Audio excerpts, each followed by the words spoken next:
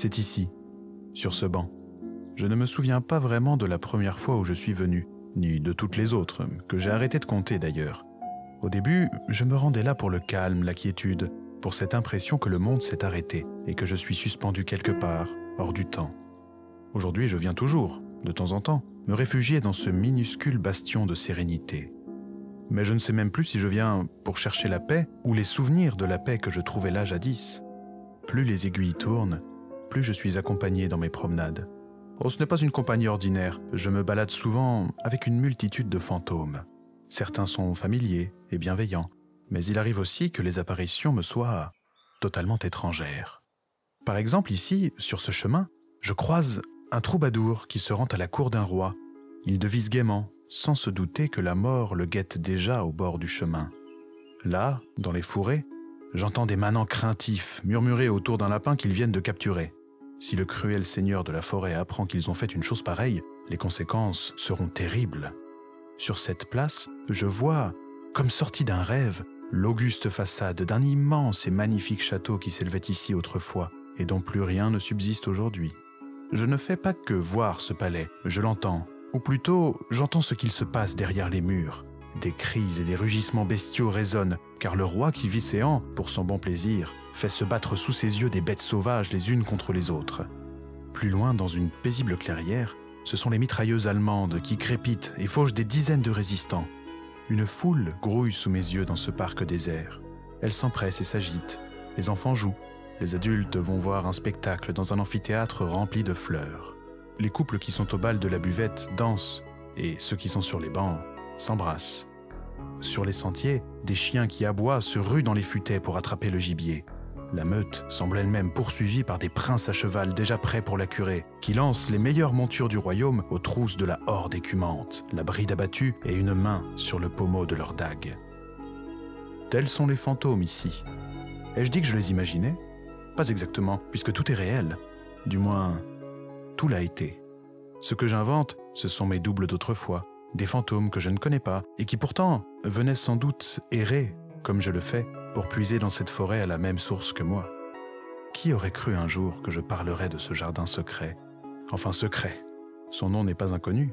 Tout le monde l'a entendu, murmurer avec dédain, suspicion, envie, fascination, peur ou dégoût. Mais qui a pris le temps de faire sa connaissance ? Bien peu de monde en réalité. Cet endroit est comme le vieux Janus, le dieu archaïque aux deux visages. Paris en a fait le miroir déformant de sa propre existence, et la vieille forêt n'est plus maintenant. Comme neige au soleil, le temps l'a fait fondre, ne laissant de ci de là que quelques flaques de souvenirs et d'histoire.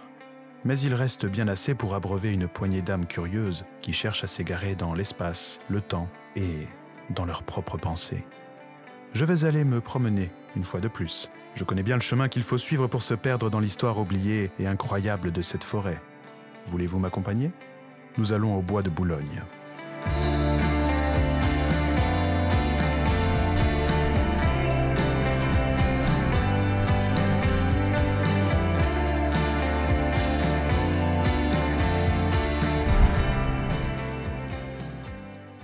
Je vois que vous avez trouvé sans problème le point de rendez-vous, c'est parfait. Oui, nous sommes devant la gare de Passy. De nos jours, c'est un restaurant, mais autrefois, de la seconde moitié du 19e siècle, date de sa construction jusqu'aux années 1930, c'est par là qu'arrivaient la plupart des promeneurs qui se rendaient au bois.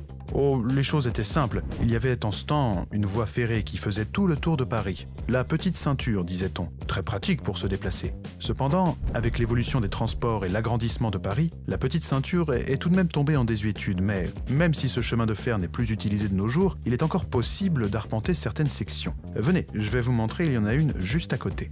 J'ai dit que la petite ceinture était tombée en désuétude. Ce n'est pas tout à fait exact. De nos jours, il en reste un dernier fragment, le bus PC, toujours en service. PC pour petite ceinture.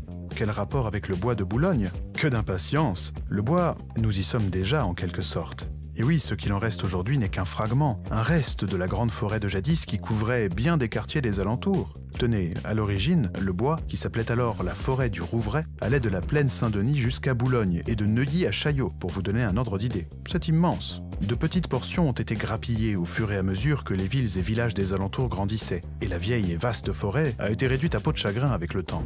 Enfin, même aujourd'hui, le bois de Boulogne est tout de même 3 fois plus vaste que Central Park et couvre 8% de la superficie de Paris. Je vous dis cela pour que vous gardiez en tête que même si nous arpentons des boulevards ou par exemple des chemins de fer désaffectés, nous sommes potentiellement là où jadis se tenait la vénérable forêt du Rouvray. Tenez par exemple, le jardin du Ranelagh, entre l'actuelle station de métro La Muette et l'arrêt de bus de Passy, est une ancienne lisière. Si vous y passez de nos jours, vous croiserez peut-être Nicolas Sarkozy en train d'y faire son footing. Vous n'allez pas nous suivre comme ça tout le temps. Mais si vous étiez venu il y a plus ou moins 250 ans, c'est le petit Louis XV rentrant de la chasse que vous auriez pu rencontrer. Vous auriez aussi pu voir le tsar Pierre le Grand qui est déjà venu séant, ou encore Marie-Antoinette. Pourquoi tout ce beau monde? Eh bien, Nicolas Sarkozy n'habite pas loin. Quant à Louis XV, il a passé une bonne partie de sa jeunesse dans le château de la Muette, qui se trouve juste à côté. Ce château était idéal puisqu'il se situait alors pas trop loin de Paris, qui ne s'étendait pas jusqu'ici, et juste à côté de la forêt. On pouvait donc aisément y accéder et partir chasser, une activité généralement très prisée par les rois de France. Venez, je vais vous montrer le château, traversons le parc.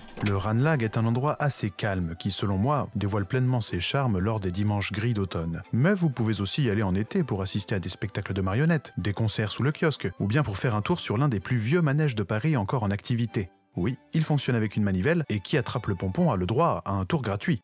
On ne dirait pas comme ça, mais le jardin du Ranelagh était un endroit très en vogue à la fin du XVIIIe siècle. En 1774, 2 gardes du château de la Muette, qui étaient à côté, ont obtenu l'autorisation de construire un café juste devant les grilles d'entrée, autrement dit, à l'emplacement actuel du jardin où nous nous trouvons. Ce café est rapidement devenu un restaurant, puis on a bâti une grande rotonde dans laquelle on organisait des bals. Jusqu'à la Révolution, l'endroit était très fréquenté, notamment par les nobles qui traînaient leurs bas de soie dans le château, juste à côté. Sachant cela, vous comprendrez aisément pourquoi les affaires ont décliné après 1789. Les habitués avaient déserté l'endroit, mais d'autres clients les ont remplacés. Ces nouveaux réguliers étaient ce qu'on appelle des muscadins, des jeunes partisans de la royauté, pour résumer. Ils avaient fait de l'établissement du Ranelagh leur repère, mais en furent délogés lors d'une bagarre mémorable. La grande rotonde dans laquelle on dansait fut fermée, rouverte, puis elle servit d'écurie, d'hôpital, et finit par être pillée par les Cosaques après les guerres napoléoniennes. Le Ranelagh connut un petit regain d'activité jusque vers 1830, date à laquelle il déclina avec l'essor des bals publics. La rotonde, elle, fut finalement détruite. Point trace n'en reste aujourd'hui, et le parc est redevenu presque aussi calme que la lisière de forêt qu'il était autrefois. C'est une histoire quelque peu agitée, j'en conviens, mais vous verrez, ce sera comme ça pour à peu près tous les charmants endroits que nous allons voir au cours de notre promenade. Oh, pour en finir avec le Ranelagh, ajoutons que le tsar Nicolas et la tsarine Alexandra sont passés par là lors de leur visite à Paris, en 1896. Ah, voilà le château de la Muette dont je vous parlais. Il abrite aujourd'hui le siège de l'OCDE. Attention, son allure de bâtisse du XVIIIe siècle est un leurre. Il date en réalité des années 1920, et il ne se trouve pas exactement au même emplacement que le château original, qui n'existe plus, et qui était situé quelques centaines de mètres devant. Oui, il y a 2 châteaux de la Muette, en quelque sorte. L'ancien, qui a disparu, et le nouveau, qui a un peu plus d'1 siècle. Nous allons nous focaliser sur le premier château, le plus intéressant, qui était initialement un ancien pavillon de chasse dans lequel pas mal de rois firent des séjours. Il faut dire que la giboyeuse forêt du Rouvray, l'ancêtre du bois de Boulogne, tout près de Paris, était parfaite pour chasser sans avoir à trop s'éloigner de la capitale, et en ce temps, Paris n'avait pas encore avalé tout le bois. D'ailleurs, même si l'étymologie est incertaine, le nom de la Muette n'a rien à voir avec la potentielle taciturnité d'un de ses occupants. Le nom serait une déformation du mot « meute », qui s'écrivait autrefois « muette ». Le terme peut logiquement renvoyer aux meutes de chiens, indispensables pour tout chasseur à courre qui se respecte, mais pas seulement. Le mot « muette » désigne également le nom donné à une maison dans laquelle on conserve les mues de cerf. Bref, rien n'est sûr, si ce n'est que la Muette était un lieu autrefois lié à la chasse. C'est Charles IX, ce roi qui mourut avant ses 24 ans et dont le règne fut marqué au fer rouge par le massacre de la Saint-Barthélemy, qui transforma le rendez-vous de chasse en château. Un château qui connut maints propriétaires au fil du temps. Je ne reviendrai pas en détail sur chacun d'entre eux, ce serait bien trop long. Ceci dit, je peux tout de même citer la reine Margot, épouse du roi Vert-Galant Henri IV, mais aussi et surtout la fille du régent Philippe d'Orléans, la duchesse Marie-Louise Élisabeth de Berry, dont la devise était « courte et bonne », en parlant de la vie, n'est-ce pas? Elle organisa, dit-on, des fêtes aussi splendides que sulfureuses dans son château de la Muette. Et en 1717, elle eut même comme invité le tsar Pierre le Grand en personne, qui était en voyage en France. Je vais laisser un auteur, dont la femme était proche de la duchesse, vous dresser son portrait. Je me suis permis, par pur goût des accents, de garder la tournure en français du XVIIIe siècle.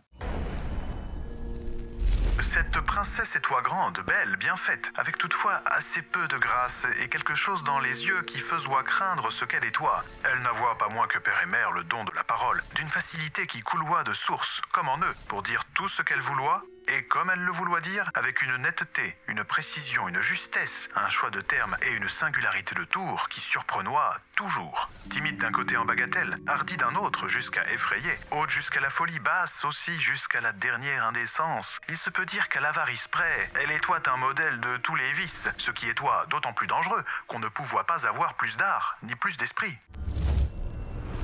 Un portrait partial, mais qui reflète l'opinion commune de l'époque sur la duchesse de Berry. Cette dernière fut fidèle à sa maxime d'avoir une vie courte et bonne, en mourant à l'âge canonique de 23 ans, après une existence bien remplie qui défraya les chroniques de son temps. Songez donc, mariée à 15 ans, veuve à 19, elle eut 7 enfants dont un seul ne fut pas mort-né ou ne mourut pas au bout de quelques semaines. Et c'est ici même, dans sa propriété de la Muette, qu'elle rendit son dernier soupir.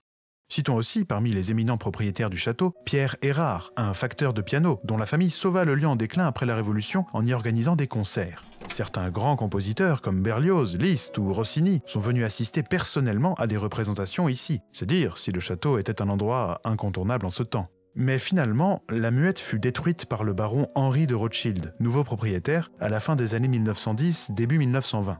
Il s'installa dans un autre château construit par ses soins juste en face de l'ancien. Et ce monument, c'est celui que vous pouvez voir de nos jours et qui, lui aussi, se nomme Château de la Muette. Il fut vendu à l'OCDE par la famille de Rothschild à la fin des années 40. Notez que le château avait un vaste jardin, et que ces jardins ont été le théâtre d'un événement particulier, unique même dans l'histoire de l'humanité. C'est ici qu'en 1783, Jean-François Pilâtre de Rosiers et le marquis François-Laurent d'Arlande furent les premiers hommes à s'envoler à bord d'une montgolfière. Rien que ça. Mais allez, ne nous attardons pas ici et entrons un peu dans le vif du sujet. Suivez-moi, nous allons passer Suchet pour nous rendre au carrefour des lacs. En avant. Je précise que je nous ai prévu un itinéraire que vous pouvez tout à fait effectuer en conditions réelles, si d'aventure vous vous retrouvez un jour à errer dans le 16e arrondissement, chose que je vous souhaite. La route est disponible en description, bien sûr. Traversons donc l'actuel boulevard Suchet au niveau de l'avenue d'Ingres et franchissons la porte de Passy, ma porte préférée pour arriver directement sur la route des lacs.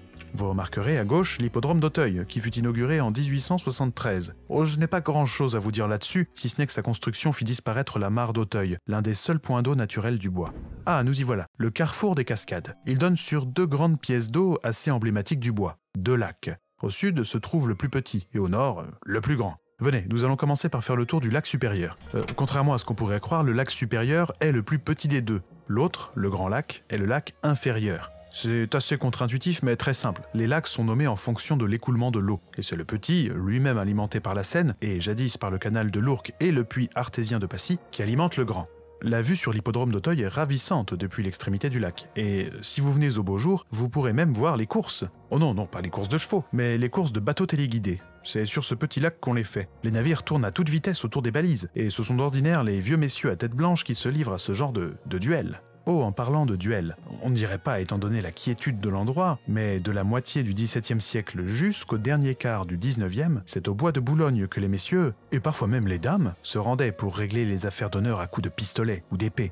Rappelez-vous, à l'époque Paris est une ville bien moins grande et le bois est parfait puisqu'il est proche et il fournit la discrétion indispensable à ce genre d'affaires. On fait des duels aux armes blanches ou à feu, mais pas seulement. On raconte qu'il y avait aussi le duel dit « duel à la pilule ». Le principe est simple et terrible. On présente deux pilules aux duellistes. Elles sont identiques en tout point à une exception près. L'une est inoffensive, l'autre est mortelle. C'est le hasard qui décide du gagnant. Mais il y a plus singulier et moins mortifère. Le duel de pipe, par exemple, qui consiste à fumer et encore fumer jusqu'à l'évanouissement. Le dernier debout a gagné, et entre nous, je pense que je n'aurais pas démérité. Je vous rassure, les duels qui ne sont pas à base de tabac ne se soldent pas toujours de façon tragique. Si les balles ne touchent personne, on en est quitte, et si ce sont les lames qui parlent, on peut s'arrêter à la première estafilade. Parfois, les issues des duels sont même assez amusantes. Tenez, voici l'histoire de deux duellistes qui réglèrent leur compte au bois de Boulogne en 1785. La querelle est simple, les deux rivaux sont des acteurs, ils sont même amis. L'un est tout maigre, on le surnomme l'écureuil, tandis que l'autre est gros et répond au sobriquet de l'éléphant. Le gros acteur, l'éléphant, se fait verbalement humilier par son collègue l'écureuil devant un ministre, et pour laver l'affront, on prévoit de tremper le linge sale dans un bain de sang. Voici comment l'affaire se termina. La rencontre eut lieu au bois de Boulogne. On devaient se battre au pistolet. Une fois sur le terrain, l'écureuil imagina une nouvelle farce. Au lieu de tirer, il s'avança, l'air préoccupé, au devant de son adversaire. « Mon ami, dit-il, un scrupule me tourmente. J'ai trop d'avantages sur toi, ta corpulence n'est pas en rapport avec la mienne. Égalisons les chances. » Aussitôt dit, aussitôt fait. L'écureuil sort de sa poche un morceau de craie et trace un rond sur une partie de l'abdomen de l'éléphant. Tout ce qui portera hors du rond ne comptera pas. L'éléphant ne put s'empêcher de rire. Il était désarmé. Le duel eut lieu, les pieds sous la table, au restaurant le plus voisin. Le lac supérieur fait environ 3 hectares, 412 mètres de long pour 55 de large, et est alimenté par cette petite cascade. J'invite les amateurs de faune aquatique à scruter les eaux pour tenter d'y apercevoir quelques-unes des espèces de petits poissons d'eau douce qui vivent là. Difficile de croire que le périphérique passe juste en dessous, n'est-ce pas ? Ah, nous voilà de retour au carrefour des cascades. Je ne vais pas vous proposer de faire le tour complet du Grand Lac, même si c'est un classique des joggeurs du coin. Cependant, nous allons tout de même le longer un peu. J'ai quelques petites choses intéressantes à vous montrer.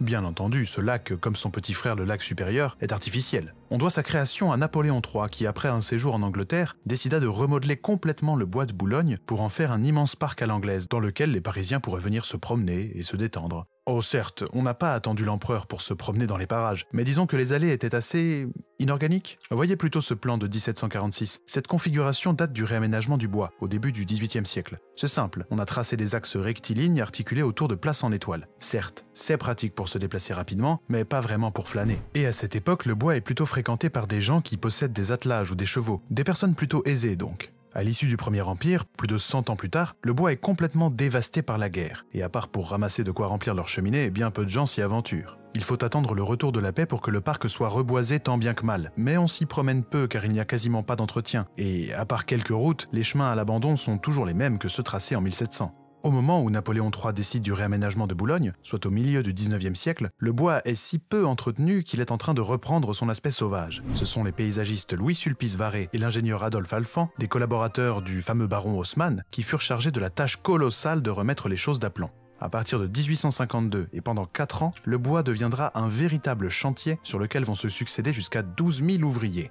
À l'issue des travaux, le réaménagement est complet. On a créé des pièces d'eau, dont les lacs, et même si le tracé de quelques anciennes voies a été gardé, on a aménagé de nouveaux sentiers plus sinueux entre les arbres pour garantir du champêtre aux visiteurs. Le réaménagement est aussi l'occasion de construire des parcs, des pavillons, etc. Je n'en révèle pas trop pour ménager le suspense de ce qu'il nous reste à voir. Mais retenez que c'est grosso modo depuis Napoléon III que le bois de Boulogne a l'allure qu'on lui connaît aujourd'hui. Et la plupart des choses que nous allons voir datent de ce grand réaménagement. Notez que l'empereur a réussi son pari de faire du bois un lieu de promenade pour les Parisiens puisque l'endroit sera très en vogue pendant la seconde moitié du XIXe siècle. Et même de nos jours, les promeneurs sont encore fréquents. Ah, nous y voilà. Voici la cascade qui alimente le lac, un endroit particulièrement agréable l'été. L'eau provient directement du lac supérieur et se fracasse sur de gros morceaux de grès ramenés spécialement de la forêt de Fontainebleau. Vous pouvez aussi remarquer un petit kiosque, juste là-bas. C'est le kiosque de l'empereur, réalisé sur demande de Napoléon III par l'architecte Gabriel Davioud, à qui on doit aussi, entre autres, la fontaine Saint-Michel, l'ancien palais du Trocadéro, la plupart des pavillons et autres bâtiments qui parsèment le bois. Si tous ces exemples ne vous disent rien,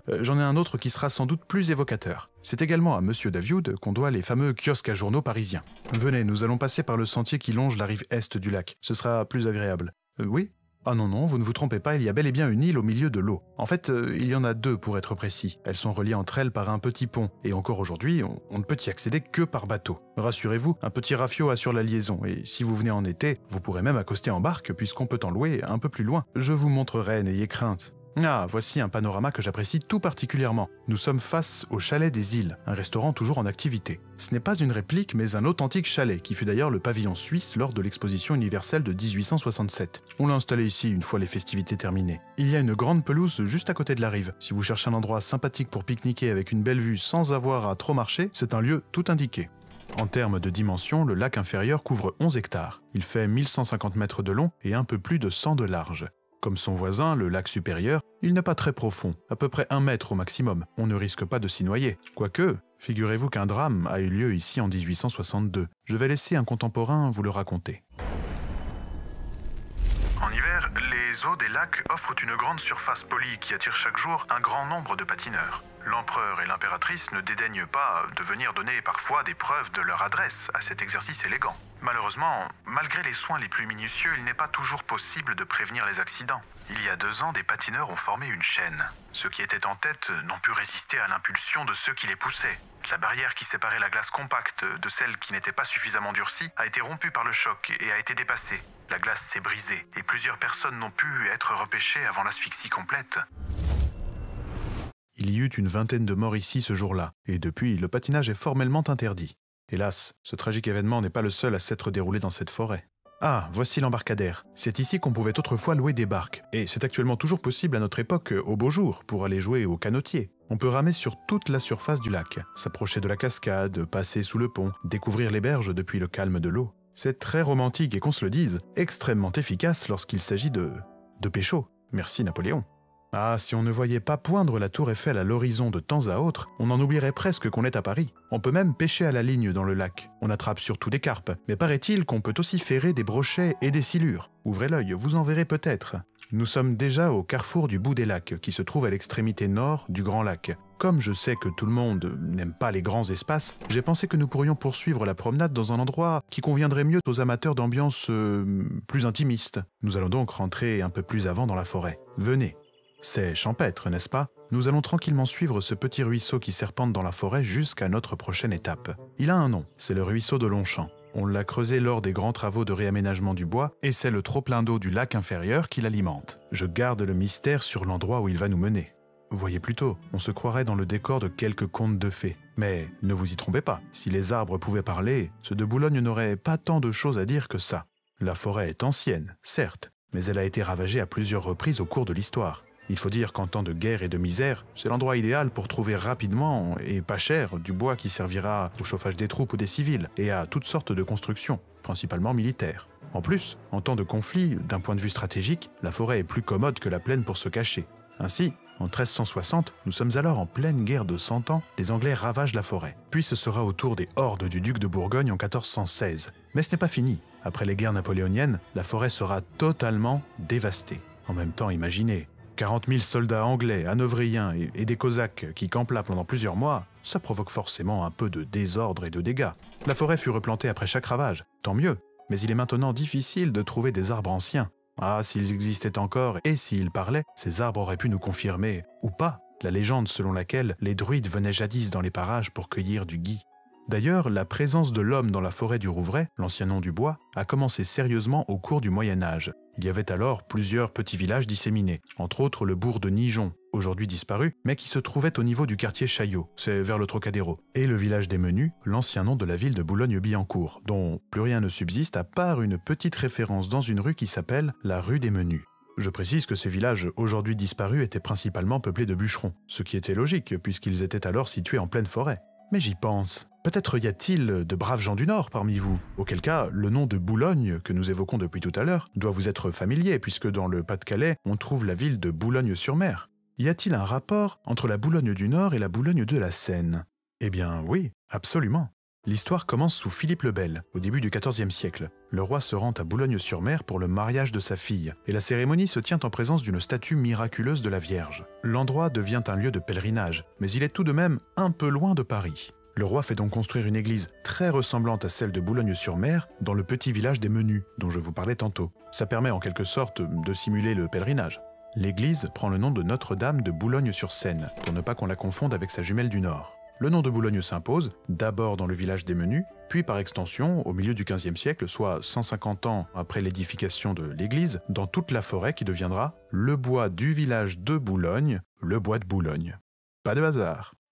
Ah, nous arrivons à notre prochaine étape, le Pré Catelan. C'est un parc, et de loin l'endroit de tout le bois que je préfère. Voyez-vous cette petite croix? Sa légende mérite une petite digression.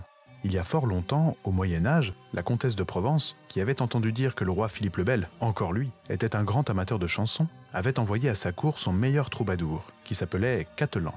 Avant qu'il ne parte, la comtesse chargea Catelan de remettre au roi des cadeaux, soigneusement rangés dans de belles boîtes. Le luth sur le dos et les présents dans les bras, le musicien prit la route de Paris. En apprenant que Catelan approchait du bois de Boulogne, le roi envoya des hommes à sa rencontre pour l'escorter. Il faut dire que la forêt avait une sinistre réputation, et on craignait que le troubadour croise le chemin de quelques malandrins ou coupe-jarrets. Les gardes du roi retrouvèrent le trouvère, mais en voyant les belles boîtes qu'il transportait, ils décidèrent non pas de l'escorter, mais de l'assassiner, pour s'emparer du contenu des coffrets, qu'ils espéraient précieux. le méfait commis, la fourbe escorte revint au château en expliquant au roi qu'il n'avait malheureusement trouvé personne. On en resta là, mais quelques jours plus tard, lors d'une grande fête à la cour, on s'aperçut qu'il y avait une odeur étrange dans l'air. Un parfum très agréable, mais qu'on n'avait jusqu'alors jamais senti. On chercha d'où provenait la senteur, jusqu'à découvrir qu'elle émanait des vêtements d'un des gardes du roi. Tiens donc, un des gardes qui était soi-disant vainement parti à la recherche du pauvre Catelan peu de temps avant. On l'interrogea, on lui demanda où il avait bien pu trouver un tel parfum. Le garde hésita, balbutia, jusqu'à ce qu'un invité remarque que ce parfum, il le connaissait, il l'avait déjà senti en Provence, et d'après lui, on ne le fabriquait que là-bas. Or, souvenez-vous, Catelan avait été envoyé chez le roi sur ordre de la comtesse de Provence. Le garde finit par avouer qu'effectivement, cet onguent fleurant bon les contrées lointaines, il l'avait trouvé dans l'une des boîtes dérobées à Catelan après l'avoir tué.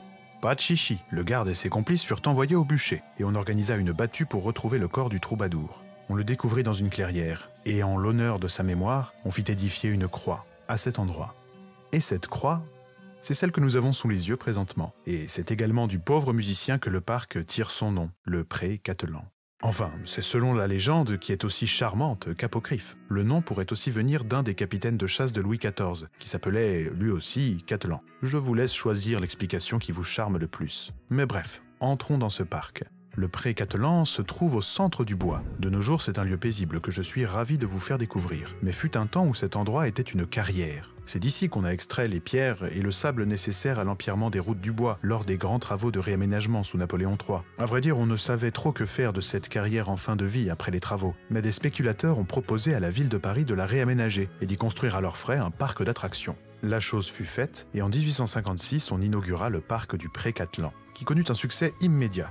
Un succès tel que c'est en partie à lui qu'on doit le déclin du jardin du Ranelagh, que nous avons vu tantôt. Chassez de vos pensées toute conception moderne du parc d'attractions. Celle du pré Catelan n'avait pas grand-chose à voir avec nos parcs ou nos fêtes foraines contemporaines. Le parc était équipé d'une salle de concert, un théâtre où se tenaient des spectacles de magie et de marionnettes, une volière, une brasserie qui faisait aussi salle de bal, un théâtre extérieur surnommé le Théâtre des Fleurs, une ferme, une laiterie, des bassins de pisciculture et de quoi tirer le portrait des visiteurs avec des moyens tout à fait modernes pour l'époque puisqu'il y avait aussi de quoi faire des photographies.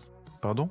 Oui, j'ai parlé d'une laiterie et d'une ferme. Vous connaissez l'amour des Parisiens pour la campagne du moment qu'elle est accessible en métro. À l'époque, une centaine de vaches fournissaient du lait frais aux visiteurs du parc. Une chose assez rare pour l'époque. Enfin, rare pour des citadins, n'est-ce pas? Pour ce qui est de la pisciculture, elle consistait en plusieurs bassins dans lesquels les badauds pouvaient observer les poissons à différents stades de leur évolution. Une sorte d'aquarium en sorte. Quant au Théâtre des Fleurs, je laisse un témoin vous le décrire. Vous comprendrez pourquoi il a ce nom. Gardez à l'esprit que même si l'auteur parle de salle, le théâtre est en extérieur.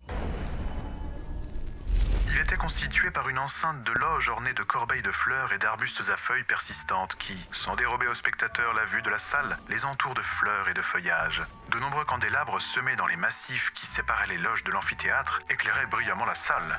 La scène surélevée et formée d'un plancher comme dans les théâtres ordinaires était accompagnée d'un jardin accidenté comprenant une pelouse, une pièce d'eau, des rochers, des cascades et même des grottes.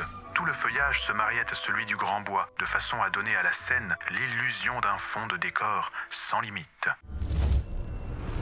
Ce théâtre des fleurs n'existe officiellement plus, mais il a été transformé en ce qu'on nomme aujourd'hui le théâtre de verdure. Ce théâtre, vous le trouverez dans le jardin Shakespeare, un petit enclos à l'intérieur du pré Catelan. Si vous avez l'occasion d'y aller en été, il se pourrait même que vous puissiez assister à une pièce, puisque les représentations sont toujours d'actualité là-bas.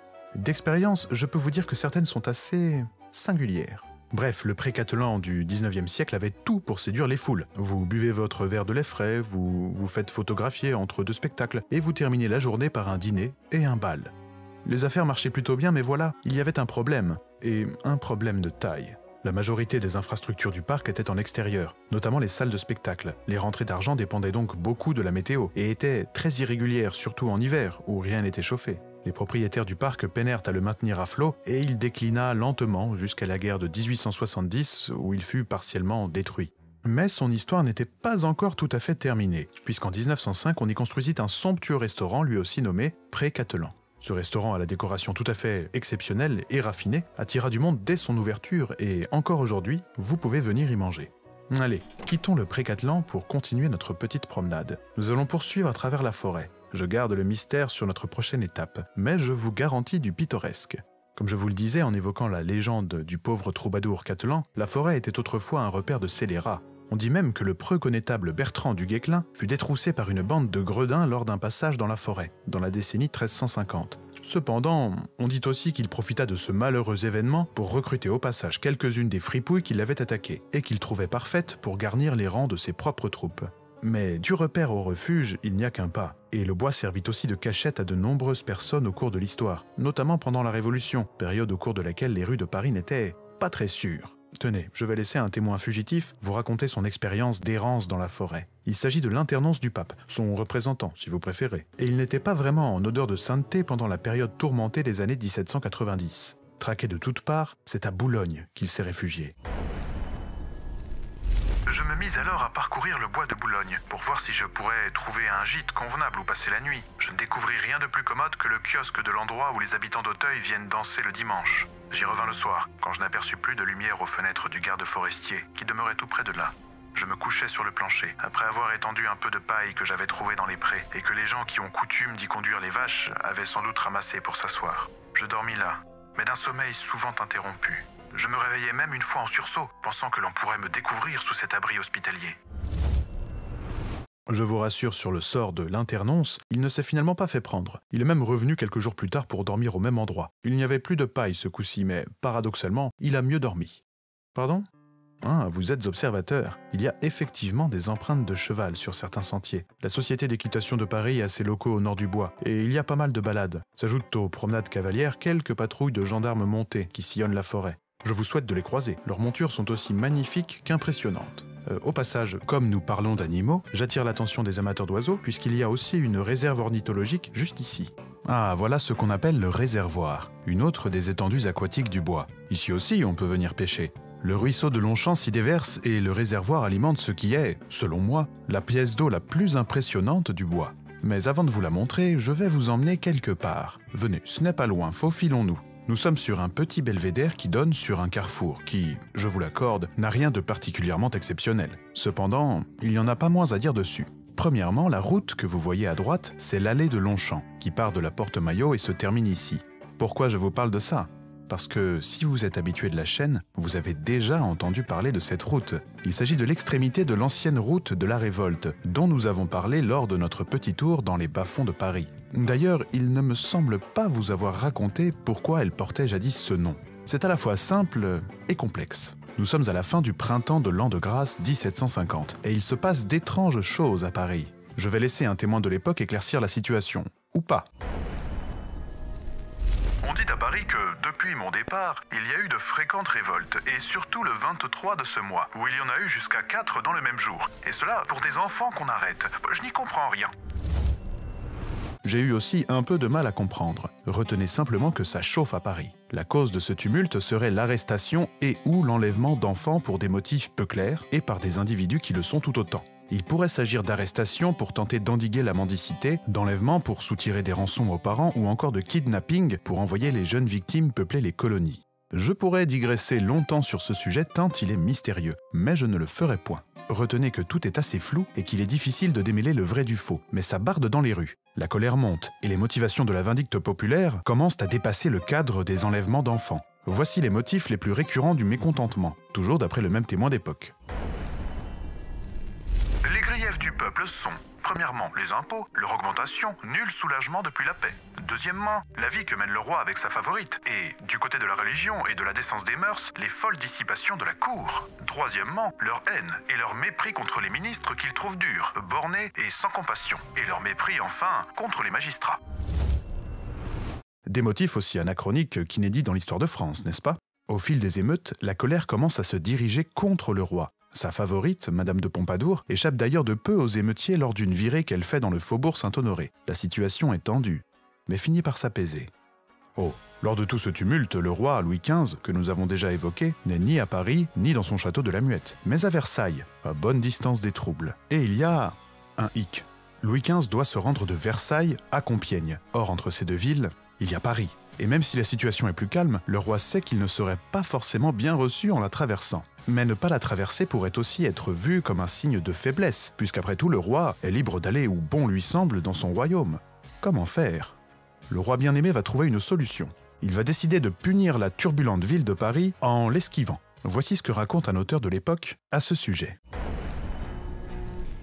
Ordinairement, le roi vient par les remparts de Paris pour gagner la porte Saint-Denis, et les messieurs de la ville l'attendent sur son passage. Cette fois-ci, il est sorti du bois de Boulogne par la porte Maillot, pour traverser la plaine et gagner Saint-Denis à travers les terres. Cela a fait tenir des discours. Les uns ont dit qu'il n'avait pas passé Paris par crainte, à cause des dernières émotions populaires. Les autres ont dit qu'il avait voulu marquer du mépris au peuple, à cause de la sédition. Le premier motif est plus vraisemblable. Pour ce détour, le roi fait tracer une route depuis la porte Maillot jusqu'à Saint-Denis, histoire de contourner Paris. Cette route est officiellement baptisée « Route des Princes », un nom qui ne tiendra pas très longtemps pour devenir la route de la révolte, en référence aux révoltes qui ont indirectement provoqué sa création. Cet axe sera par la suite prolongé dans le bois avec l'aménagement de l'allée de Longchamp qui se termine juste là. Qui aurait cru que Louis XV avait quelque chose à voir avec la N185 ? Pas moi, je vous l'avoue.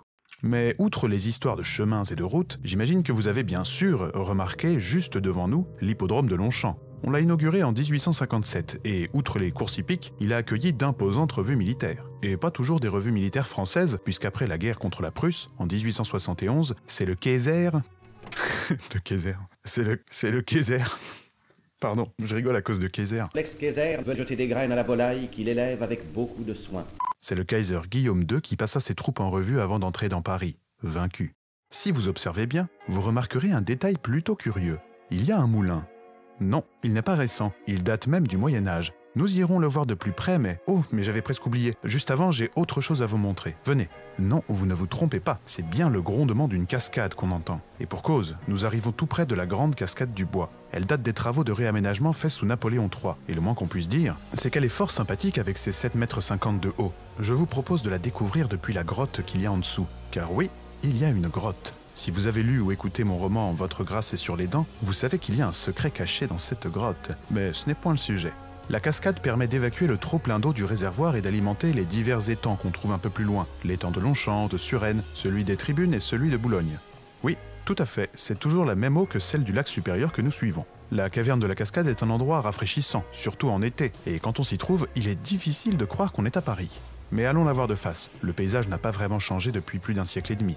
Le pavillon que vous pouvez voir juste ici est le restaurant de la Grande Cascade, dont le décor est fabuleux. Oh, ce n'était pas un restaurant à la base. Le bâtiment date de Napoléon III qui y faisait des haltes au cours de ses parties de chasse. L'endroit est devenu un restaurant au cours de l'exposition universelle de 1900. Et il l'est toujours. Il y a aussi une auberge de standing juste derrière. Tenez, voilà la cascade vue de face. C'est apaisant, vous ne trouvez pas ? On ne penserait pas comme ça en voyant ce décor bucolique, mais en 1944, la Grande Cascade a été le témoin d'un sinistre événement passé à la postérité sous le nom de « Massacre de la Grande Cascade du Bois de Boulogne ». Au matin du 17 août 1944, une macabre montagne de 35 corps criblés de balles, parfois même déchiquetés, fut retrouvée dans une clairière juste derrière. Suivez-moi, je vais vous montrer le lieu précis. Pour vous raconter cette histoire, il faut revenir à la première moitié d'août 1944. Le débarquement a eu lieu il y a déjà plusieurs mois et les Alliés avancent. Paris n'est pas encore libéré des nazis, mais les troupes approchent et la bataille est pour bientôt. Tout le monde s'active d'un côté comme de l'autre, et une bande de jeunes résistants, qui a décidé de prendre activement part à la libération imminente, fait marcher ses contacts pour obtenir des armes. Via le jeu de plusieurs intermédiaires, les résistants tombent sur un certain Charles, qui lui-même connaît un réseau géré par un Britannique, qui se fait appeler le capitaine Jack. Et ce dernier promet aux résistants une livraison d'armes très rapide. Les modalités sont réglées, et rendez-vous est donné à la porte Maillot le matin du 16 août 1944. Les résistants, qui sont répartis selon les divers groupes auxquels ils appartiennent, attendent les consignes dans différents endroits du quartier. Il faut dire qu'aucune information n'a été donnée, probablement pour éviter que le plan capote à cause d'une taupe, et les détails de l'opération doivent être révélés au dernier moment par le capitaine Jack. Il y a 3 groupes au total. Le groupe numéro 1, celui des FFI et FTP, qui attend dans un café de la porte Maillot. Le groupe numéro 2, les JCC, rassemblés dans une rue à côté de l'Arc de Triomphe, et le groupe numéro 3, les OCMJ, qui ne sont nulle part. Étrange. On attend, mais rien ne se passe. Une résistante du groupe numéro 2 part donc à la recherche du capitaine Jack, l'organisateur de la transaction, pour avoir des informations. Elle le retrouve. Il est avec le chef du groupe numéro 3, celui qui manquait à l'appel, et il y a un problème. Le camion qui transporte ces hommes a crevé. C'est pour ça qu'ils ne sont pas encore arrivés. On décide d'attendre, mais l'heure tourne, et toujours aucun signe du camion dont la roue n'est visiblement pas encore réparée. La situation devient tendue, mais le capitaine Jack a un plan de secours. Il a des camions à sa disposition. L'un de ces véhicules récupérera le groupe numéro 1 à la porte Maillot, et les groupes numéro 2 et 3 monteront dans un autre camion qui arrivera sous peu. Les résistants acceptent. La crevaison du camion du groupe numéro 3 est finalement réparée, et ils arrivent. On s'en tient cependant au plan du capitaine Jack. Le groupe numéro 1 est récupéré porte-maillot, et les groupes numéro 2 et 3 montent à bord d'un camion du capitaine Jack. Pour ne pas éveiller les soupçons en cas de contrôle, les quelques armes que les résistants ont sur eux sont laissées dans le camion du groupe numéro 3, celui dont le pneu était crevé. Le véhicule qui transporte les groupes 2 et 3 roule quelques minutes, puis s'arrête. C'est normal, on a prévenu les résistants qu'il y aurait 2 arrêts. Au premier, personne ne doit bouger. Ce n'est qu'au second qu'on sera arrivé à destination. Tout le monde s'efforce de rester calme, mais l'arrêt s'éternise. Jusqu'à ce que des cris, certains dans la langue de Goethe, d'autres dans celle de Molière, ordonnent à tout le monde de sortir du camion. Les résistants s'exécutent et en voyant les dizaines de soldats armés jusqu'aux dents qui les attendent à la sortie du véhicule, ils comprennent trop tard qu'ils sont tombés dans un piège. Souvenez-vous du réseau. On tombe sur un certain Charles qui connaît le capitaine Jack, qui lui peut avoir des armes, sauf que Charles est en réalité Karl, un agent allemand. Et le capitaine Jack n'est ni capitaine ni britannique. C'est un homme au trouble passé dont on est sûr d'une chose, c'est un collaborateur qui fraye avec la Gestapo. Les résistants arrêtés passeront l'après-midi à attendre, les bras levés et les mains posées contre un mur. Dans la nuit, ils seront amenés en camion dans cette clairière, juste derrière la grande cascade. Il n'y a aucun témoignage direct sur ce qu'il s'est passé ici lors de cette triste nuit. Tout le secteur était bouclé par la SS et la Wehrmacht. Mais voici les observations et déductions d'un témoin qui a découvert les corps au petit matin. Les 35 condamnés transportés en camion furent descendus de force. Une mitrailleuse les prend en enfilade à leur descente. Les rangs successifs tombaient sur les cadavres des rangs précédents. Les dernières victimes n'ayant pas de saut à effectuer furent fusillées debout. L'un des condamnés des premiers rangs se traîna à quelques mètres. Les autres s'entassèrent selon le caractère plus ou moins foudroyant de la mort. En guise de coup de grâce, 3 grenades furent lancées sur le tas de victimes mortes ou agonisantes. Nous avons en effet retrouvé 3 manches de ces grenades. Certains cadavres étaient encore chauds le lendemain, ce qui prouve combien longue et douloureuse fut l'agonie de beaucoup d'entre ces malheureux. À quelques exceptions près, ces fusillés avaient tous une vingtaine d'années.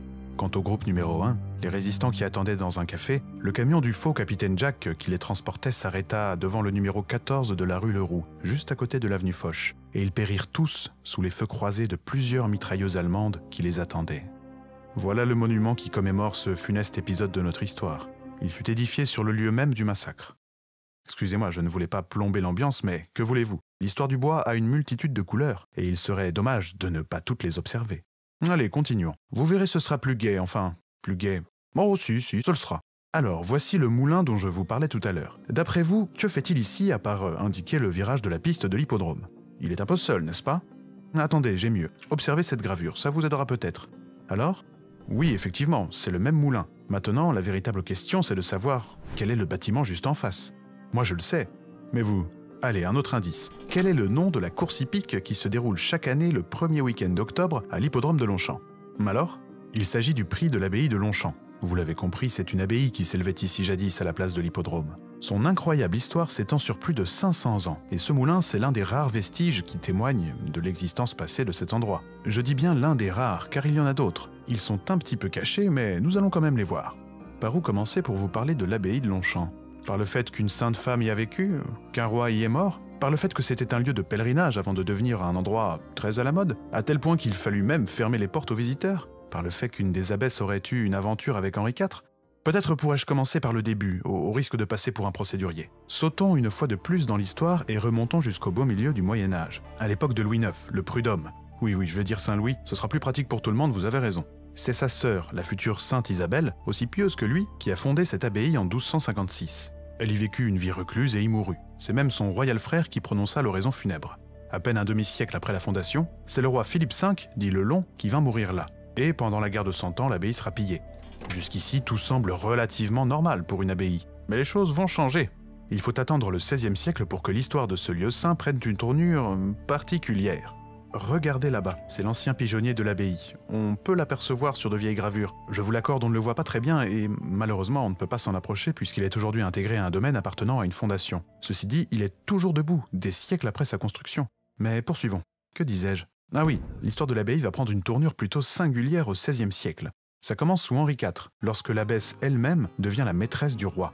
Et après... Eh bien après, on dirait que le roi n'a pas été le seul à aller flirter avec des religieuses. D'ailleurs, si on en croit un vieux proverbe, dire d'un homme « il est de l'abbaye de Longchamp » signifie que c'est un coureur de jupons. Ça vous donne une idée de la tournure que prennent les choses à l'abbaye. Les rumeurs sur ce qu'il se passe derrière les murs vont bon train. Il faut dire que c'est à Longchamp qu'on envoie beaucoup de jeunes filles indisciplinées pour essayer de les calmer. Et visiblement, même Dieu n'y arrive pas. Oh, ce ne sera pas mieux par la suite. Les personnes pieuses s'en vinrent à déserter l'abbaye, tant l'indiscipline était grande, nous dit un auteur. Cependant, pour relancer un peu l'activité et redorer l'image de Longchamp, les sœurs décident d'organiser des concerts. Et coup de peau, une célèbre cantatrice de l'époque, aussi connue pour sa voix que pour ses frasques, vient de prendre le voile à Longchamp. Ces concerts sont un vrai succès, et rapidement, aller y assister devient une activité très à la mode. Trop à la mode même, et l'abbaye et ses concerts se transforment en destination mondaine incontournable lorsqu'on veut se montrer, et montrer la fortune qu'on a surtout. Il est de bon ton de s'y rendre avec ses plus beaux vêtements, ses plus beaux bijoux et son plus beau carrosse tiré par le plus bel attelage qu'on a sous le coude, bien évidemment. La promenade à Longchamp devient tellement populaire et mondaine qu'on installe même des débits d'eau et que des commerçants viennent faire la promotion de leur établissement auprès de la foule qui gravite en permanence autour de l'abbaye. Devant les scandales qui se multiplient, le clergé prend des mesures et les portes de Longchamp sont officiellement fermées aux visiteurs. Qu'à cela ne tienne, à défaut d'aller dans l'abbaye, on en fait maintenant le tour, ça n'est pas interdit. Ce petit manège se poursuivra jusqu'à la Révolution, période qui vit l'expropriation des nonnes et, dans la foulée, la destruction de cette abbaye qui avait tant défrayé les chroniques. Vous en avez toujours sous le pied?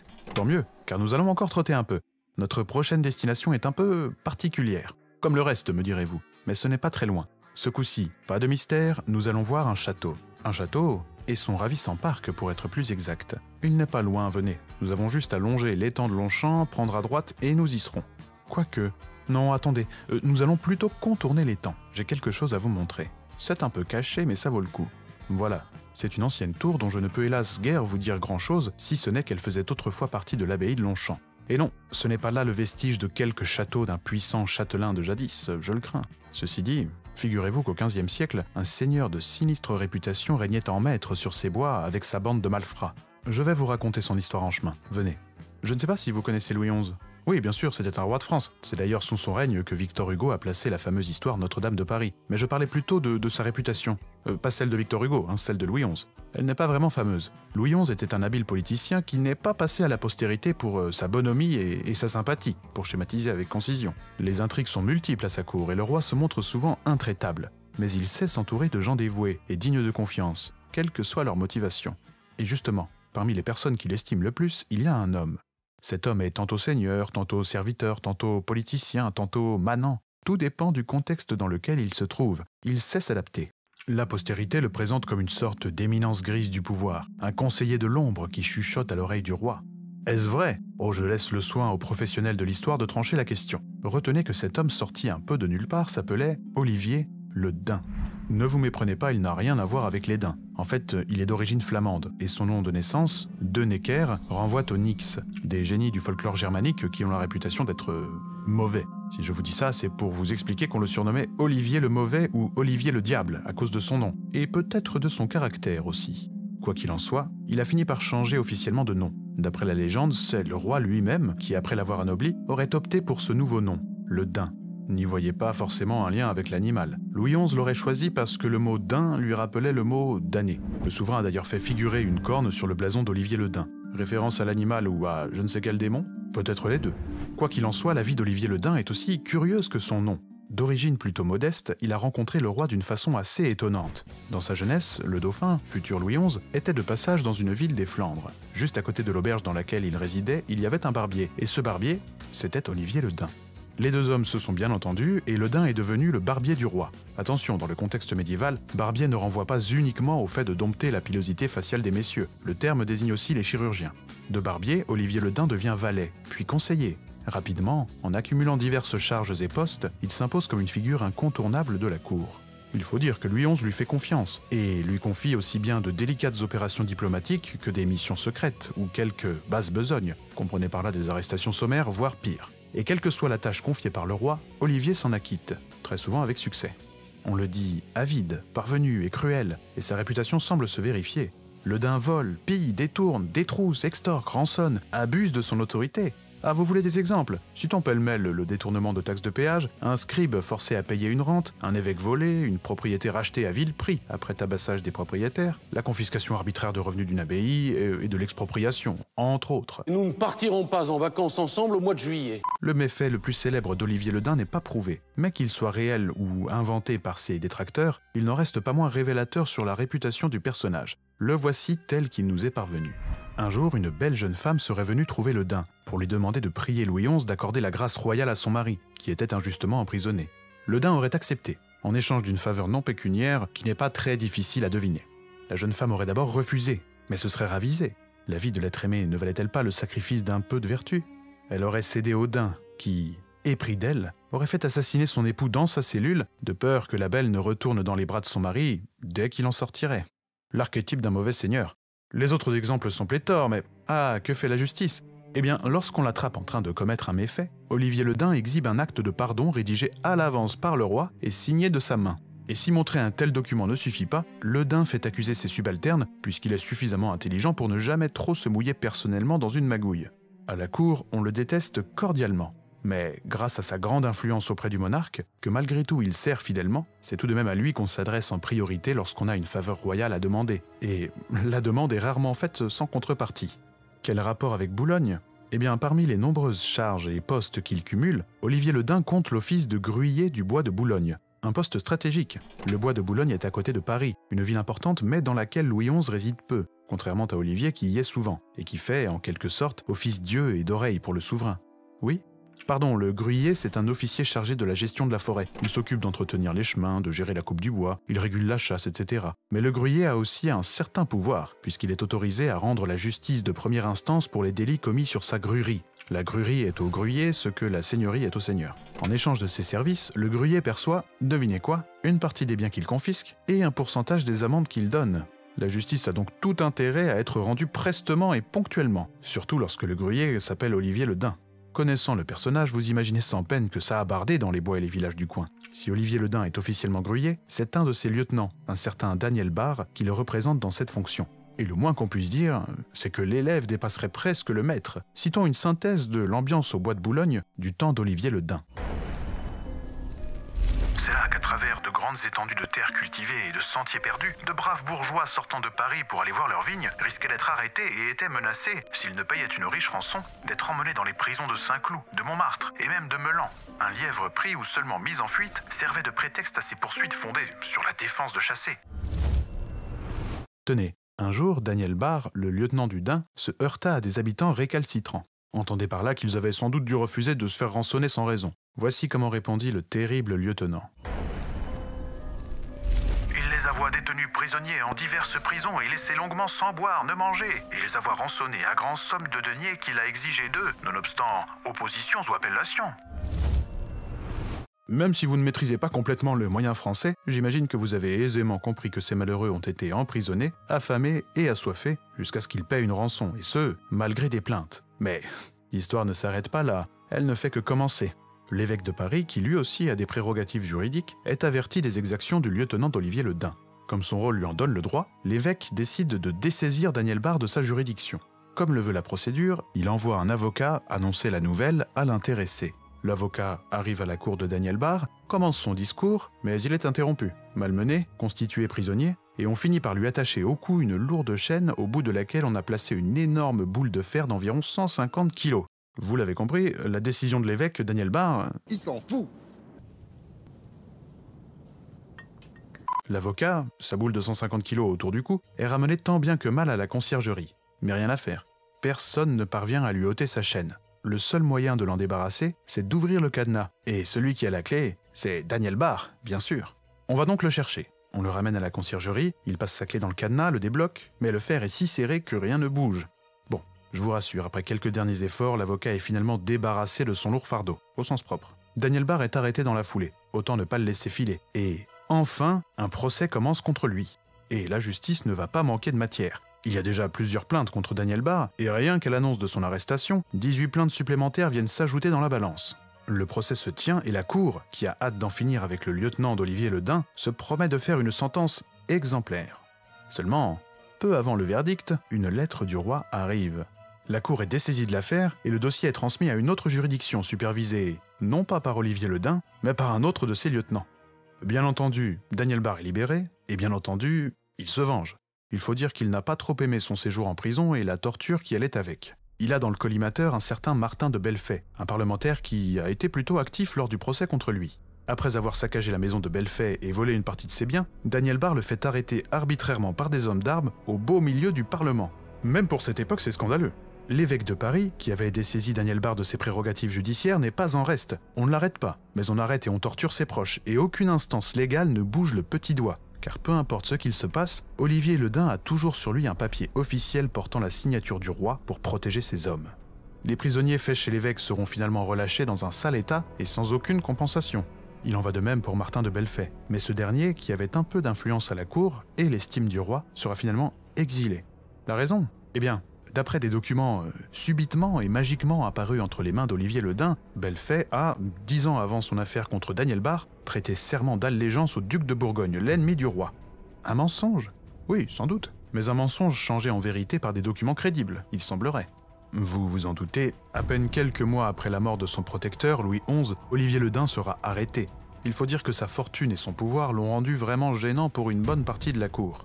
Après un procès expéditif, il est conduit au gibet de Montfaucon, non loin de l'actuelle place du colonel Fabien. Il est pendu et son corps est laissé à la discrétion du vent et des corbeaux 2 jours durant. Pour l'anecdote, la sentence fut promptement exécutée pour éviter que le nouveau roi, le jeune Charles VIII, qui n'a que 13 ans à ce moment, n'intervienne en faveur d'Olivier Le Dain, qui était après tout un fidèle serviteur de son père et donc un homme de confiance. Quant à Daniel Barre, le lieutenant du Dain, il sera lui aussi pendu 15 jours après son maître. Et l'histoire se terminera bien pour Martin de Bellefay, puisque son exil prendra fin après la mort de Louis XI et il réintégrera ses fonctions.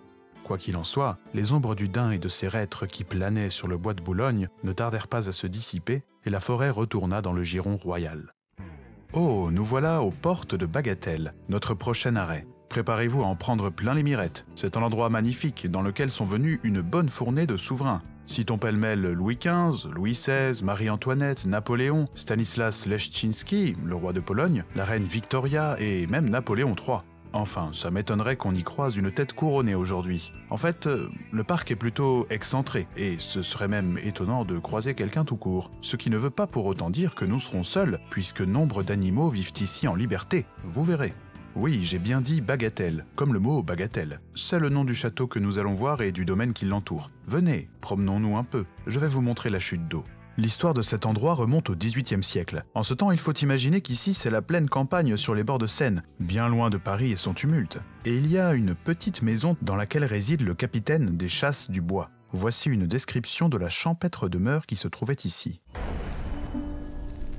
La maison est fort petite. À droite, en entrant, est une pièce d'assemblée assez grande, mais on y avait mis une table de 20 couverts qui la remplissait. À gauche, en entrant, est une antichambre qui sert de salle à manger et qui peut contenir une table de 12 à 14 couverts. Plus loin, un autre cabinet d'assemblée, ensuite une chambre à coucher. En haut, et dans la mansarde, il y a 7 à 8 logements de maîtres. C'est d'ailleurs pour son caractère bucolique que la maison fut achetée vers 1720 par un maréchal qui l'offrit à sa femme. Mais non, Bagatelle n'allait pas connaître le destin d'une paisible maison de campagne, loin de là. Pour commencer, Madame la maréchale, dont le mari est souvent en campagne, invite régulièrement ses amants dans sa demeure. Pensez, c'est idéal. Il y a le calme, le charme et la discrétion de la campagne à seulement quelques heures de cheval de Paris. Mais la maréchale ne se cantonne pas à ses propres amours, car la maison a un autre avantage. En fait, malgré son isolement, le pavillon est idéalement situé, puisqu'il ne se trouve pas loin du château de la Muette, que nous avons vu tantôt. Or, souvenez-vous, qui traîne ses bas de soie là-bas ? Louis XV, certes, mais nous sommes en 1720, il est encore très jeune à l'époque, à peine 10 ans. Non, je pensais au régent, Philippe d'Orléans, dont la fille vivait à la Muette. Le régent, c'est de notoriété publique, a des maîtresses, et la petite maison des bords de Seine de la maréchale est parfaite pour venir discrètement conclure des affaires du ressort des Rosses. Ah, voilà la cascade. Il a fallu plusieurs dizaines d'ouvriers pour amonceler tous les rochers. C'est magnifique, n'est-ce pas ? Mais venez, le belvédère vaut aussi le coup. Oui, la maréchale a bien compris qu'en offrant au régent un endroit discret pour ses amourettes, elle peut se rapprocher du pouvoir. Et elle anticipe, elle forme un groupe de jeunes femmes chargées d'accompagner le régent et le futur roi dans leurs sorties. Des sorties plutôt galantes, vous l'avez compris, et qui ont souvent comme destination sa petite mais pas si paisible maison des bords de Seine. Louis XV viendra très souvent ici avec ses maîtresses pour se livrer à toutes sortes de bagatelles, comme on disait en ce temps. J'imagine d'ailleurs que vous comprenez mieux le nom de cet endroit maintenant. Après la mort de la maréchale, le domaine passa entre les mains d'une certaine Madame de Mauconseil, qui y organisa des fêtes somptueuses. N'imaginez pas quelques célébrations lubriques, les fêtes sont d'un autre tonneau. C'est plutôt sage. On se déguise, le plus souvent en paysan, on joue des pièces de théâtre, on chante, on danse, on fait des jeux, on mange aussi, bien sûr. Le roi de Pologne, Stanislas Leszczyński, fut même invité par Madame de Mauconseil à participer à une fête sur la thématique de la Savoie. Pour l'occasion, la plus jeune fille de la propriétaire s'est déguisée en marmotte et a récité des poèmes au roi. Il faut croire que ce dernier a aimé la fête, puisqu'il a accepté bien volontiers une nouvelle invitation l'année suivante. Mais ce coup-ci, il fit une petite blague à son hôtesse. Au dernier moment, juste avant le début de la fête, Stanislas Leszczyński envoya un message à Madame de Mauconseil pour la prévenir qu'il ne pourrait finalement pas venir. Cette dernière était désappointée. Sans le roi, la fête était compromise, mais tout était prêt et les préparatifs avaient pris des semaines. Heureusement, c'était une farce, et le souverain polonais est arrivé 15 minutes après son message d'annulation. Ah, nous voilà au sommet du belvédère. Je trouve cette vue assez amusante, puisqu'on se croirait en pleine forêt, mais on devine tout de même, dans la canopée, la Défense, un quartier architecturalement sous-coté, si vous voulez mon avis. Voilà, je trouve que ce contraste de calme et de fourmillement lointain est assez amusant. C'est tout ce que j'ai à vous dire ici. Redescendons, je vais vous montrer la pièce maîtresse du domaine. Mais que disais-je déjà ? Ah oui, malgré le succès de toutes les fêtes qu'elle organise, Madame de Mauconseil ne parvient pas à payer tous les frais d'entretien de la maison et du domaine, et doit finalement s'en séparer. Bagatelle atterrit dans les mains du jeune comte d'Artois, futur Charles X, qui marquera, avec panache, l'histoire de l'endroit. Pour remettre les choses dans le contexte, nous sommes dans les années 1770 lorsque le comte récupère la maison. Cette dernière a plus d'un demi-siècle, n'a pas été spécialement bien entretenue et, à vrai dire, la rénover coûterait plus cher que tout raser et construire autre chose à la place. C'est une ruine pour résumer, mais le comte a une idée derrière la tête. Et cette idée, vous l'avez sous les yeux, la folie d'Artois, comme on la surnomme. C'est un château qui a la particularité d'être plutôt petit, pour un château, n'est-ce pas? D'ailleurs, la devise que vous pouvez lire sur la façade, Parva sed apta, signifie quelque chose comme « petite mais ça convient », en parlant de la maison. Je laisse les latinistes les plus chevronnés nous faire des suggestions de traduction plus fidèles. Mais comment ce château s'est-il retrouvé là? Eh bien, aussi invraisemblable que ça puisse paraître, c'est un pari. Un pari entre le comte d'Artois et sa belle-sœur, que vous connaissez probablement puisqu'il s'agit de Marie-Antoinette. La chose est simple, le comte doit édifier un château en moins de 100 jours. Et il accepte. L'enjeu? Oh, 100 000 livres, autrement dit 4 siècles de salaire pour un ouvrier moyen de l'époque, mais pour la reine et le comte d'Artois, c'est une bagatelle. POV, tu paries 4 siècles de thunes avec ta belle sur la reine. Je vous l'accorde, c'est un pari assez étonnant. Mais gardez à l'esprit qu'il est fait entre un jeune homme de 20 ans et une jeune femme qui en a seulement 2 de plus. La construction commence, et le comte d'Artois compte bien gagner son pari, comme le raconte un témoin. Monsieur le comte d'Artois imagina de faire raser une petite maison qu'il a dans le bois de Boulogne et que l'on nomme Bagatelle, et de faire rebâtir de fond en comble, arranger et meubler cette maison sur des plans nouveaux. Il parut d'abord absurde à tout le monde de vouloir tenter et achever une pareille entreprise en 6 ou 7 semaines, et c'est cependant ce qui a été exécuté au moyen de 900 ouvriers de tout genre, qui ont été employés jour et nuit à ce travail. La circonstance la plus inouïe, c'est que les matériaux manquent, surtout en pierre de taille, en chaux et en plâtre, et qu'on ne voulait pas perdre de temps à les chercher. Monsieur le comte d'Artois donna l'ordre que des patrouilles allassent à la découverte sur les grands chemins pour y saisir toutes les voitures qu'elles rencontreraient chargées de pareils matériaux susdits. On payait sur le champ la valeur de ces matériaux, mais comme cette denrée se trouvait déjà vendue, il résultait de cette méthode une sorte de violence qui a révolté le public. Avec de telles méthodes, le comte réussit son pari non pas en 100 jours, mais en seulement 64. Il remporte les 100 000 livres, mais d'un autre côté, il en a dépensé 3 millions pour construire son château, ce qui ne l'empêche pas d'inaugurer sa nouvelle demeure en grande pompe en y jouant une pièce de théâtre dans laquelle lui et sa belle-sœur ont les rôles principaux. Paraît-il que la performance de la reine n'était pas fameuse et que son mari, Louis XVI, la siffla pendant une tirade. Voici ce qu'elle lui répondit. « Monsieur, puisque vous n'êtes pas content de mon jeu, prenez la peine de sortir, on vous rendra votre argent à la porte. » Louis XVI, tout penaud, se serait excusé auprès de sa femme après la représentation. Méchant brigand! Voilà donc comment naquit le château de Bagatelle. Tout ayant été fait assez vite, 64 jours c'est une performance mais c'est tout de même court, il faudra déjà faire des travaux de rénovation quelques années seulement après la construction, puisque l'humidité est telle que les peintures des tableaux s'écaillent. Tout ceci n'empêchera pas le comte d'Artois d'y vivre, de faire aménager sa chambre à l'image d'une tente militaire et de profiter de son domaine jusqu'à la Révolution, vous vous en doutez. Ah, qu'est-ce que je vous disais? Il y a plein d'animaux ici. Voilà un paon. On dirait que vous attirez sa curiosité. Prenez garde à ne pas vous faire chiquer. Outre le château, le comte a fait aménager les jardins, dont les travaux durèrent quelques années de plus que la bâtisse, vous vous en doutez.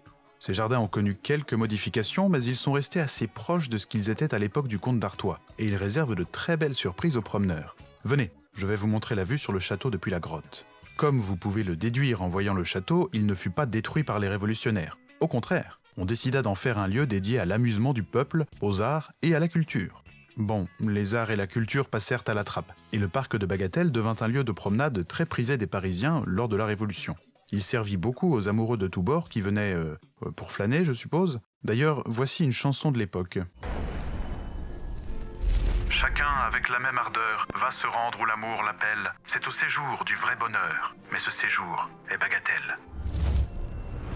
Alors, la perspective n'est-elle pas merveilleuse? La décennie 1790 marqua les heures populaires du parc. On installa un restaurant qui, malgré le succès, fit faillite, à cause des nombreuses dépenses qu'entraînait l'entretien du domaine.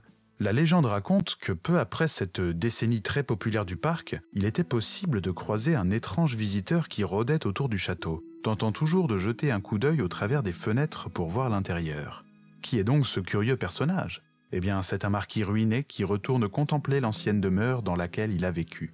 Oh oui, je peux vous en dire plus, même si bien peu de sources parlent de ce mystérieux individu et que, même son existence est, à mes yeux, assez douteuse. Pendant la Révolution, le château aurait brièvement appartenu à un certain monsieur Lieutreau, un fils de vigneron qui n'a pas tardé, une fois sa fortune faite, à se faire appeler le marquis de Beauregard. Mais comment s'est-il enrichi? Eh bien, on dit qu'il était jadis le valet de chambre d'un riche seigneur. Lorsque la période révolutionnaire a débuté, le seigneur, bien avisé, prit la décision d'émigrer discrètement avec son valet. Il rassembla sa fortune et la plaça sur le cheval de Lieutreau, son fidèle serviteur. Les deux hommes prirent la route ensemble et la suite, la voici. Pour ne pas attirer l'attention et par mesure de prudence, le maître, pour sortir de France, s'engagea dans un chemin de traverse pendant que le valet suivait la route. Le lieu du rendez-vous était un point convenu au-delà de la frontière. Mais pendant le trajet, que se passe-t-il dans le cerveau de Lieutreau? Son désir d'émigrer n'avait jamais été très vif. Sans doute, au moment de franchir la frontière, eut-il la prescience de cette torturante angoisse qui s'appelle le mal du pays. Il fit brusquement tourner bride à son cheval et son maître dut l'attendre en vain. Avec cette très coquette somme en poche, Lieutreau mène grand train et parvient à devenir si riche qu'il achète non seulement Bagatelle, mais aussi l'hôtel de Salm, c'est-à-dire l'actuel palais de la Légion d'honneur. Il change de nom et devient le marquis de Beauregard, et plus rien ne semble arrêter son ascension. Jusqu'au jour où on commence à se poser des questions sur l'origine de sa fortune. La justice se penche un peu sur son cas et il est arrêté. On s'aperçoit assez vite qu'il n'a pas du tout fait fortune dans les affaires, enfin si, mais dans un trafic de fausses monnaies, et que c'est en réalité un redoutable escroc. À force de pots de vin, il parvient à se débarrasser de la justice, mais, surendetté, il a toujours ses créanciers au train. Comment faire pour s'en tirer? Eh bien, soudainement, le marquis de Beauregard se volatilise, et plus personne n'entendra jamais parler de lui. Mais bon, de tous les propriétaires du domaine, il y en a un que vous connaissez forcément, puisqu'il s'agit de Napoléon, qui le racheta après la Révolution. Il fit restaurer l'édifice, mais, bien sûr, il ne put pas en profiter très longtemps. Après l'Empire, le domaine retomba une fois de plus en désuétude. Mal entretenu et après plusieurs tentatives de vente infructueuses, Bagatelle fut finalement acquis par un marquis anglais, qui s'impliqua beaucoup dans l'entretien et l'amélioration du domaine. Il y fit de nouveaux travaux, modifia les jardins, rasa les dépendances vétustes pour en bâtir de nouvelles. Bref, il redonna un peu d'allure au domaine vieillissant et peu entretenu. D'ailleurs, le jardinier en charge des modifications du parc n'est autre que Monsieur Varret, que vous connaissez déjà, puisque c'est lui qui s'est chargé du grand réaménagement du bois de Boulogne. En ce temps, Napoléon III et sa femme aimaient venir passer un peu de temps à Bagatelle. D'ailleurs, voici une scène qui se déroula ici même, en 1870. L'impératrice lunch avec ses dames de cour et les personnes amies sur la belle terrasse. Et les potins vont bon train, comme vous pensez. Dans le lointain du parc arrive l'empereur et son fidèle général, tous deux en civil. « Quelle nouvelle » crie l'impératrice. « Bonne pour vous, madame. Dans 24 heures, la guerre sera déclarée à la Prusse. » Tout le cortège suivit les souverains jusqu'à la grille d'honneur qu'hélas, aucun ne devait plus franchir. Vous l'avez compris, c'est ici que l'impératrice a pris de la bouche de son mari la déclaration de la guerre qui allait mettre un terme au Second Empire. À sa mort, le vieux marquis anglais légua la propriété de Bagatelle à son ami, Richard Wallace, un autre Albionnais que vous connaissez peut-être sans le savoir, puisque c'est à lui qu'on doit les fontaines Wallace, installées un peu partout dans Paris. Bagatelle fut finalement achetée par la ville de Paris au début du XXe siècle. Comme pendant la Révolution, l'idée était d'ouvrir le parc et d'y organiser des expositions. Il y en eut de belles, mais l'endroit retomba peu à peu dans l'oubli. C'est toujours comme ça avec Bagatelle. Quelques brefs temps de gloire pour de longues périodes d'oubli et d'abandon. Cet endroit porte finalement bien son nom, vous ne trouvez pas ? Vous serez rassuré en apprenant que le château a été, pour la énième fois de son histoire, restauré en 2022 et que, pas plus tard qu'en septembre 2024, il a concentré les regards des amateurs de mode, puisque c'est ici même que fut présentée la collection printemps-été 2005 de la maison de couture de Victoria Beckham. Je ne vous ai pas tout dit de Bagatelle et ses jardins, à dessein, pour vous laisser la surprise de quelques belles découvertes dans le parc. Mais allez, sortons de ce ravissant domaine pour rejoindre notre ultime destination. C'est par là. Venez, nous allons remonter vers le nord du bois, à la limite avec Neuilly. Pour cette fois, je crains qu'il ne faille un peu faire marcher votre imagination, puisqu'il ne reste absolument rien de ce qu'il y avait là autrefois. Rien à part un nom. Madrid. Comme nous sommes de retour dans la forêt, et que nous avons un peu de temps avant d'arriver à notre prochain arrêt, je me permets de faire une petite digression. Si mes prévisions sont exactes, à aucun moment notre visite n'a été interrompue par de la publicité. S'il y en a eu, j'en suis bien navré, et je tiens à vous préciser que ce n'est pas de mon fait. Sur cette chaîne, la production est maison, et il n'y a ni placement ni publicité. Nul sponsor, mis à part vous, le public. Si vous appréciez notre petit tour du bois de Boulogne et que vous me faites confiance pour vous proposer d'autres aventures, pensez à passer sur le Tipeee. Votre soutien est essentiel car c'est vous et vous seul qui me permettez de poursuivre mon travail en toute indépendance. Autrement dit, c'est grâce à vous que je peux prendre le temps de traiter le sujet que je souhaite de la façon dont je le souhaite. Je précise et j'insiste sur le fait que participer ne veut pas dire se ruiner autant que pour entretenir Bagatelle. 1 € dans le chapeau, c'est déjà beaucoup. Et plus vous êtes nombreux à me soutenir, plus je peux me permettre de vous proposer des choses que j'espère aussi originales que pertinentes. Je remercie d'ailleurs les tipeurs sans qui cette promenade champêtre n'aurait tout simplement pas pu exister. La chose est dite, et le lien du Tipeee est en description. Ah, nous voici à Madrid. Pas en Espagne, mais à la limite entre Paris et Neuilly. Il y avait un magnifique château ici autrefois, le château de Madrid, et il y a plusieurs histoires autour de ce nom. L'une raconte qu'on l'aurait appelé ainsi à cause des nombreuses faïences semblables à des azuleros qui ornaient sa façade et qui rappelaient les châteaux du sud de l'Europe. L'autre nous rapporte que le roi qui l'a construit fut un temps emprisonné à Madrid et qu'il fit bâtir le château à son retour. Ensuite, ironiquement, lorsqu'il disparaissait de sa cour de Paris pour passer un peu de temps dans sa demeure de Boulogne, les courtisans racontaient qu'il était à Madrid. Quoi qu'il en soit, même si le château a totalement disparu, l'endroit a gardé ce nom. Et à son ancien emplacement, on trouve de nos jours la porte de Madrid. Je vous l'accorde, quand on voit la porte de Madrid, il est assez difficile de se dire qu'il y avait jadis un immense château entouré par la forêt, juste ici. Et pourtant, ce fut bel et bien le cas. Tout a commencé sous François Ier, qui ordonna la construction d'un somptueux palais au milieu de la forêt. Les travaux durèrent plus de 30 ans, et le roi n'en vit pas la fin puisqu'il mourut 15 ans avant l'achèvement complet du château. Ceci dit, ses descendants, eux, purent en profiter. Et au total, 3 générations de rois vécurent régulièrement dans le château de Madrid. Le fils de François Ier, Henri II, se chargea de décorer le château et y fit des séjours réguliers. Mais ce sont surtout ses successeurs, Charles IX et son frère Henri III, qui firent la légende de Madrid. Charles IX, nous en avons déjà parlé. C'est sous son règne qu'eut lieu le massacre de la Saint-Barthélemy. D'ailleurs, c'est au château de Madrid que se déroulèrent une partie des intrigues et événements politiques qui menèrent à ce sanglant épisode de l'histoire de France. Mais ne réduisons pas Charles IX à ce simple fait, aussi sinistre soit-il. Le roi était aussi un grand amateur de chasse.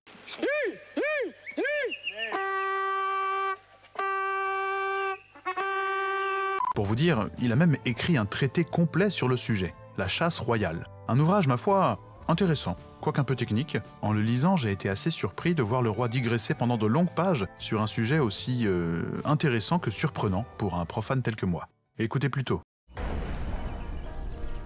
Le cerf ne jette ses fumées qu'en 3 diverses sortes. La première est en plateau, c'est-à-dire que l'excrément qui sort de son corps est de la même forme qu'une bouse de vache, mais non de la couleur, car elle est un peu plus verte. 3 semaines après que le cerf est rempli de viande qu'il prend et que son boyau est plus estréci à cause de la graisse, selon la forme du dit boyau, il jette ses fumées qui sont en torche. Les chiens ont attaqué. Donc là, la traversée, j'ai pas pu le tirer parce que pas dans de bonnes conditions. J'ai été tenté d'allonger la citation, mais n'ai point cédé. Cela dit, si vous voulez en savoir plus sur les fumées des cerfs et d'autres sujets liés à la chasse, je vous mets le livre du roi dans la description. Mais pourquoi parlais-je de ça? Bah oui, pour vous dire que ce fameux traité, Charles IX l'a écrit au château de Madrid. Ce roi ne vécut pas très vieux, et c'est son frère Henri qui lui succéda. Et lui aussi séjourna au château de Madrid. Il s'y plut beaucoup, et organisa même des activités pour le moins particulières. Il eut la la singulière idée de transférer à Madrid une ménagerie d'animaux féroces. On logea par ses ordres des lions, des ours et des loups dans les caves, d'où ils sortaient pour se livrer entre eux à des combats publics. En peu de temps, ces hôtes sauvages furent détruits, et on ne les remplaça point. Outre cette étrange idée, le roi en eut une autre. Il projeta un temps d'aménager un vaste cimetière non loin du château. Ce cimetière devait être réservé exclusivement aux chevaliers, et sur chaque tombe devait figurer une statue en marbre grandeur nature représentant le preux combattant qui se trouvait là. L'idée n'aboutit pas. Le roi avait d'autres problèmes à régler, et il ne put d'ailleurs pas le faire puisqu'il mourut sans descendance, assassiné sur sa chaise percée par un moine. Ainsi périt le dernier roi de la maison de Valois. Mais on changea de branche, et ce fut Henri IV, un Bourbon, qui reprit le flambeau. Le nouveau roi n'hérita pas du château de Madrid, qui revint à sa femme, Marguerite, la reine Margot, la sœur des précédents rois. Si elle aima son domaine de Madrid autant que le firent ses frères, son père et son grand-père, ses descendants s'en désintéressèrent. Par contre, son époux, Henri IV, s'intéressa au château de Madrid pour une raison assez particulière que vous pouvez vous-même déduire, vu la proximité du domaine avec l'abbaye de Longchamp, et la relation plus que cordiale que le Vergalan a entretenue avec une des abbesses. POV, je trompe la petite fille de François Ier dans son propre château. Louis XIII passa peu à Madrid et Louis XIV, surtout préoccupé par Versailles, y fit installer une magnanerie, une fabrique de soie, c'est dire s'il se souciait de l'endroit. L'activité du château ne l'empêcha pas de devenir une véritable ruine, faute d'entretien. On le vendit pour une bouchée de pain juste avant la Révolution et il fut totalement détruit. Les faïences qui ornaient sa façade et avaient fait sa renommée servirent à faire du ciment, sauf 3 d'entre elles qui ornent la façade d'un restaurant juste à côté. Un restaurant qui d'ailleurs se trouve à l'emplacement d'une ancienne dépendance du château. Ah, un château fantôme, l'ombre d'un cruel seigneur, les claquements des mitrailleuses qui exécutent des résistants, les cris émerveillés des enfants jouant dans le pré-Catelan, une montgolfière qui s'élance depuis la Muette, Napoléon III qui fait du patin à glace. Qui aurait cru que nous parlerions d'autant de choses au cours de notre visite? Notez que je ne vous ai pas tout dit sur Boulogne, sinon la balade aurait viré à la randonnée. Et puis, il faut bien vous laisser découvrir les surprises du bois avec votre propre sensibilité, si un jour vous y passez. Pardon? Ah, quid de la sulfureuse réputation du bois? C'est vrai, c'est un élément non négligeable de son ADN. À vrai dire, c'est même un sujet à part entière. Et je ne saurais douter qu'il y a déjà des documentaires pour vous éclairer sur la situation actuelle. Et je n'aime pas faire de redites. En revanche, je songe à quelque chose. Oui. Eh bien, je garde l'idée pour moi, mais peut-être avez-vous déjà deviné où nous irons la prochaine fois.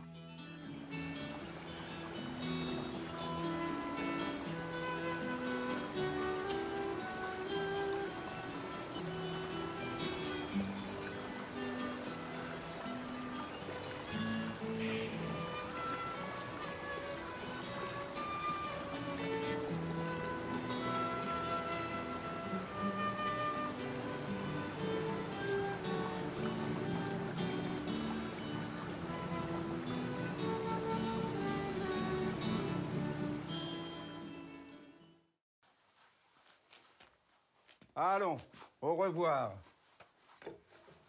Voilà déjà les gars qui s'en sont allés.